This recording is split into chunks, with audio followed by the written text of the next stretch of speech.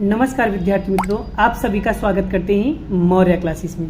विद्यार्थी मित्रों, ऑलरेडी हमने एक अकाउंट चालू कर दिया था क्लास 12th वाले का, ठीक है, जिसमें भाग 1 पढ़ा रहे थे और भाग 1 में चैप्टर नंबर 3 पढ़ा रहे थे, जिसका नाम था ख्याति का मूल्यांकन, valuation of the goodwill. Clear.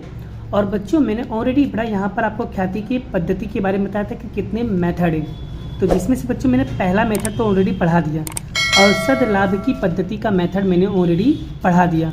अगर आपने नहीं देखा है तो जाकर प्लेलिस्ट में बच्चों आप देख सकते हो।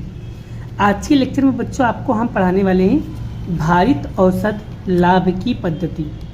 एग्ज़ाम में 100% बच्चों को पूछा जाता है। भारित औसत लाभ की पद्धति बहुत ज़्यादा इम्पोर्टेंट है।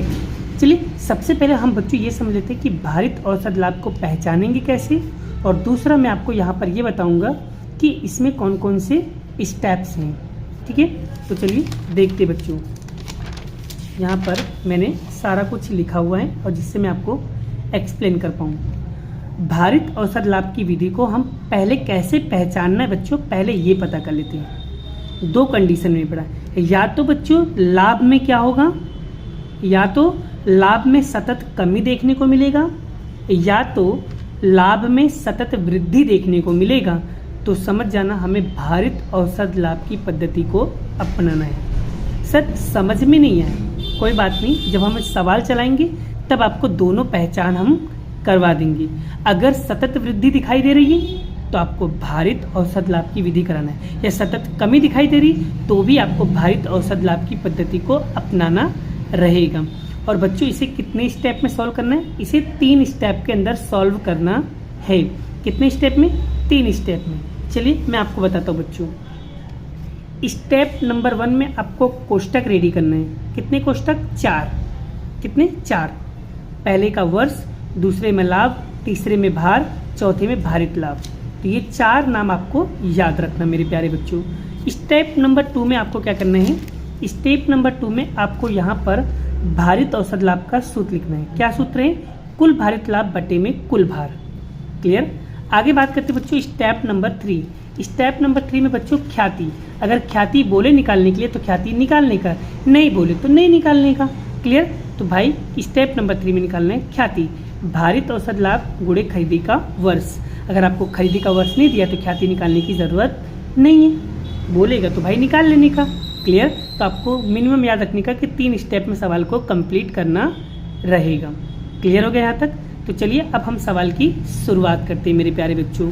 ठीक है, 1 बाय 1 करके सब चीज़ें डिटेल वाइज समझाऊंगा। ठीक है, तो बच्चों हम लेने वाले हैं स्वाध्याय का, यहाँ पर लेने वाले हैं स्वाध्याय का क्वेश्चन नंबर 7वां लेने वाले हैं, और जो बोर्ड में 3 बार लगातार पूछा गया बच्चों, जुलाई 19 में, जुलाई 22 में और मार्च 20 में एक ही क्वेश्चन को 3 बार पूछा गया है मेरे प्यारे बच्चों। तो इस क्वेश्चन को अच्छी तरीके से प्रैक्टिस करना रहेगा। क्या लिखा है? निम्नलिखित माहिती पर से बाबूलाल और कांतिलाल एक साझेदारी पीढ़ी के ख्याति की कीमत अंतिम 5 वर्ष के भारित औसत लाभ के 3 वर्ष के खरीदी के आधार पर निश्चित किया गया। बच्चों क्या निकालना है? भारित औसत लाभ। अब बच्चों भारित औसत लाभ दिया तो हम पहचान लिए, लेकिन कभी कभी भारित औसत लाभ नहीं दिया होता है, तो पहचानेंगे कैसे कि इसमें हमें क्या निकालना है? तो बच्चों अगर ध्यान से देखो इस क्वेश्चन के अंदर, तो देखो सतत वृद्धि हो रहा है। 40,000 से लेकर 60,000, 60,000 से 75,000, 75,000 से 90, 90 से 120। मतलब क्या होता है? सतत वृद्धि हो रहा है। सतत वृद्धि हो रहा है मतलब यहाँ पर भारित औसत लाभ की पद्धति को अपनाया जाएगा। चलिए सबसे पहले वर्ष और लाभ हम लिख लेते हैं बच्चों।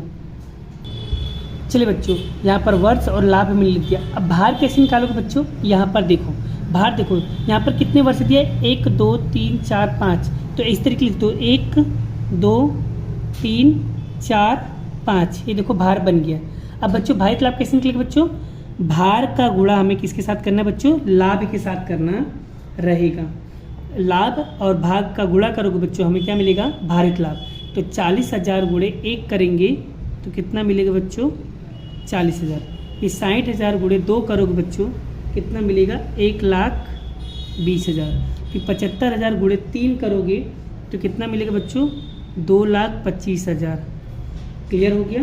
आगे 90,000 गुणे 4 करोगे बच्चों तो कितना आएगा? 3,60,000। क्लियर। और 1,20,000 गुणे 5 करोगे बच्चों तो कितना आएगा? 6 लाख। बोलो बच्चों समझ में आ रहा है कि नहीं आ रहा है? अच्छे से आ रहा है ना? बस अब आपको क्या करना है बच्चों, यहाँ पर भार का टोटल मारो। भार का टोटल मारोगे बच्चों कितना आएगा? तो यहाँ पर आएगा 15। क्लियर। और बच्चों इस यहाँ पर भारित लाभ का टोटल मारो। भारित लाभ का टोटल मारोगे बच्चों कितना आएगा? 13,45,000। क्लियर हो गया? बोलो यहाँ तक समझ में आ गया? आपका स्टेप नंबर 1 आई होप पूरा हो गया होगा। अब बात करते हैं बच्चों स्टेप नंबर 2।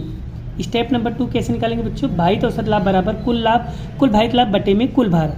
तो भारित औसत लाभ कितना लिया बच्चों? यहाँ पर देखो 13,45,000 भागे कुल भार कितना दिया बच्चों? 15। तो इसमें हम इसको भाग देंगे तो मेरे प्यारे बच्चों कितना आएगा? 89,066.7। ठीक है बच्चों, ये आ रहा है आपका भारित औसत लाभ। अब बच्चों हमें ख्याति कितना निकालना है? तो ख्याति यहाँ पर देखो बोला है बच्चों, ख्याति कितने वर्ष का बोला है? ख्याति 3 वर्ष का बोला है, तो ख्याति निकालना पड़ेगा। तो चलिए ख्याति का स्टेप 3 लिखते हैं बच्चों। चलिए स्टेप 3 कितना है बेटा? 89,667 मल्टीप्लाई करेंगे 3। तो बच्चों जब मल्टीप्लाई करोगे इसका आंसर, तो इसका आंसर कितना आएगा पहले मुझे ये बताओ बच्चों। तो यहाँ पर देखो कैलसी निकालो। कैलसी निकाल के बच्चों 667 का मल्टीप्लाई करेंगे बच्चों 3 के साथ, तो बच्चों आपका आंसर आएगा ये। ठीक है, तो यहाँ पर आप आंसर लिख दो बेटा। कितना लिखोगे? 269,000। यही क्या होगा बच्चों? इसका फाइनल उत्तर होगा। आई होप बच्चों आपको ये क्वेश्चन काफ़ी अच्छी तरीके से समझ में आ गया है। और बच्चों उम्मीद करता हूँ बच्चों आपको ये कंटेंट काफ़ी अच्छी तरीके से समझ में आ गया है। क्लियर हो गया बच्चों? तो इस तरीके से बेटा आप अपना क्वेश्चन को सॉल्व कर सकते हो। क्लियर। आई होप बच्चों आपको ये तीनों चीज़ें आपको बहुत अच्छे से क्लियर हो गई हैं। ठीक है, अगर बच्चों इस तरीके से तुम सॉल्व करते हो बच्चों एग्ज़ाम में, इस तरीके से प्रेजेंटेशन करके आते हो बच्चों एग्ज़ाम में, बहुत अच्छे मार्क्स आपको मिलने वाला है। और बच्चों अगर बात करूं तो आपको स्वाध्याय का 6ठा क्वेश्चन और 7वां क्वेश्चन इसी मेथड से करना है।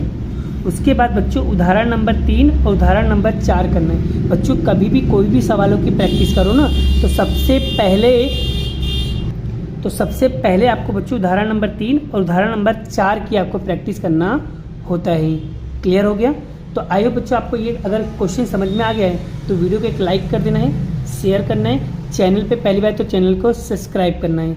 बाकी का क्वेश्चन बच्चों हम नेक्स्ट लेक्चर में कराएंगे। ठीक है, अभी के लिए बाय बाय। जय श्री कृष्ण, राधे कृष्ण की जय, जय माता दी दोस्तों।